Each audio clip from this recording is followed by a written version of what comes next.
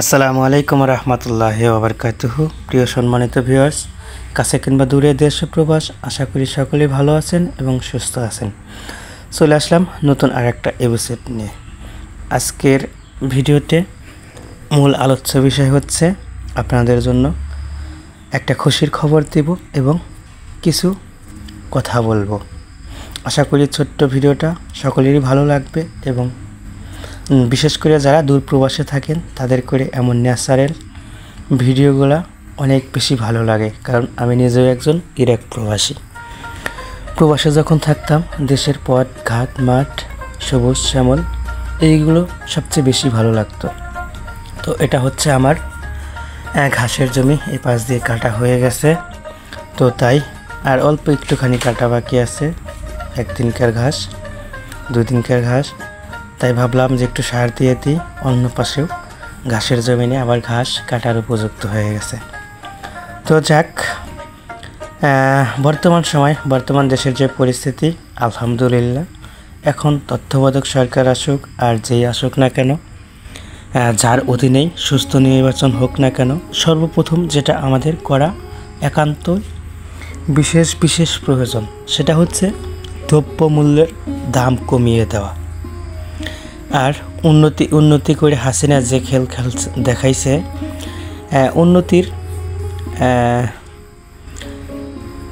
আমি বলতে চাই উন্নতি যেটা করছে সেটা না বলে, তো যাই হোক, যেগুলো কাজ দেশের বিভিন্ন ফ্লাইওভার বিভিন্ন স্থানে বিভিন্ন কাজ চলতেছে, সেই কাজগুলো যেন অগ্রগতি থেমে না যায়, সেই কাজগুলো চলতেই থাকুক। আর বিশেষ প্রয়োজন আমাদের মতো খেটে খাওয়ার মানুষের যেটা প্রয়োজন, দ্রব্যমূল্যর দাম কমিয়ে যাওয়া।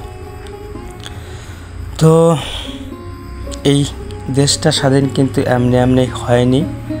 আমরা ৭১ দেখিনি, ২০২৪ দেখেছি। মনে রেখো সবাই, যুদ্ধ করে রক্ত দিয়ে দেশ পেয়েছি। আমরা সবাই যে দেশপ্রেমিক না তা কিন্তু না, দেশদ্রোহীও আছে এখনো ৭১-এর ২৪-এর দেশদ্রোহী প্রেতাত্মাগুলো কিন্তু এখনো দেশে বসবাস করছে। তো যাই হোক, আমরা চাই দেশটা যেন আবার সোনার বাংলাদেশ, সোনার ফসলে যেমন ভরে ওঠে, সোনার ছেলেরা দামান ছেলেরা, বিশেষ করে ছাত্র ভাইয়েরা ছাত্রী বোনেরা এখনও যেমন রাজপথে আছে, রাস্তার গাড়ি ঘোড়া পুলিশ ট্রাফিক পুলিশদের দায়িত্ব পালন করছে আর অপরূপ সাজে রাস্তাগুলো সাজিয়েছেন। তাদেরকে অসংখ্য ধন্যবাদ। তাদের ঋণ আসলে আমরা কোনো কিছুতেই দিতে পারবো না, কোনো কিছুর বিনিময়ে। তো তাদের জন্য সবাই দোয়া করবেন, তারা যেন ভালো থাকে, সুস্থ থাকে, সবার জানমালি যেন নিরাপদ থাকে। তো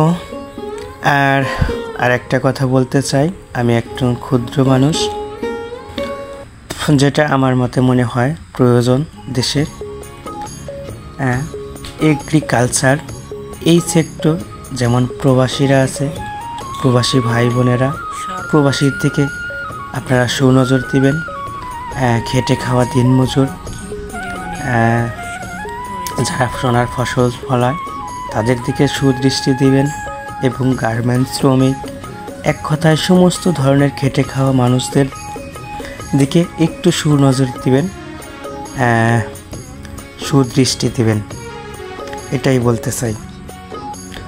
তো আজকের এই ন্যাচারাল ভিডিওগুলো কেমন লাগলো অবশ্যই কমেন্ট করে আপনার মূল্যবান কমেন্ট করে জানাবেন।